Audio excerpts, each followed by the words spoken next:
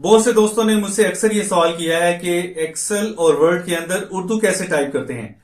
तो आज की इस शॉर्ट वीडियो में मैं आपको सिखाऊंगा पूरा प्रोसेस कि उर्दू को इंस्टॉल कैसे करते हैं और उसको एक्टिवेट कैसे करना है। और मैं आपको फर्क भी बताऊंगा कि कंप्यूटर के अंदर जो अपनी उर्दू लैंग्वेज है वो इससे फर्क क्यों है। तो आप अपना कंट्रोल पैनल ओपन करें और उसमें लैंग्वेज प्रेफरेंसेस सर्च करें। तो जो ही आपके पास लैंग्वेज सेटिंग्स आ जाएंगी तो नीचे आपके पास लैंग्वेज ऐड करने की ऑप्शन होगी। अभी देखें इंग्लिश और उर्दू ऐड हुई भी है, तो इसमें आप ऐड लैंग्वेज करें, उर्दू टाइप करें तो वो आपको उर्दू पाकिस्तान और भारत दोनों की लिख के देगा। मेरे पास उर्दू इंस्टॉल्ड है पाकिस्तान की, तो मैंने भारत की इंस्टॉल कर ली है। तो ये तीनों लैंग्वेज आपके पास शो हो रही हैं। अब आप अपने टास्क बार में कोने में इंग्लिश को क्लिक करेंगे तो आपके पास ये सारी लैंग्वेज प्रेफरेंसेस आ रही हैं, लेकिन आपके पास ये उर्दू फोनेटिक अभी नहीं आ रही होगी। अभी मैंने उर्दू पाकिस्तान को क्लिक किया है और यहां पे मैं वर्ड के अंदर लिख रहा हूं ईद मुबारक। इसमें EID वाले लेटर्स ही टाइप कर रहा हूं, लेकिन वो देखें कुछ अजीब सा लिखा गया उर्दू में।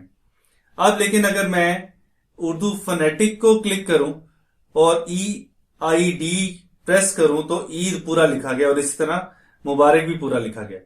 तो उर्दू फोनेटिक आप गूगल से आसानी डाउनलोड कर सकते हैं। आपने सिंपल लिखना है उर्दू फोनेटिक कीबोर्ड, या आपके पास वेबसाइट जो पहली ऑप्शन आएगी उसके अंदर पहले लिंक को आप क्लिक करें तो आपके पास उर्दू फोनेटिक .exe डाउनलोड हो जाएगी। अब अपने डाउनलोड्स में जाएं और इस exe फाइल को रन कर लें तो ये 1-2 सेकंड के अंदर आपको इंस्टॉल कर देगा उर्दू फोनेटिक। अब आप जब दोबारा से उसी टास्क बार के अंदर जाके उर्दू फोनेटिक को क्लिक करेंगे वो आपके पास उसमें लिस्ट में शो हो जाएगी। अब आप EID मीम यानी कि MBA टाइप करेंगे तो ये आपके पास ईद मुबारक पूरा लिखा जाएगा। तो उम्मीद है आज की शॉर्ट वीडियो में आपको समझ आ गई होगी कि वर्ड और एक्सेल में उर्दू टाइप करने के लिए सेटिंग्स क्या करनी पड़ती हैं और फोनेटिक कीबोर्ड का फायदा क्या होता है।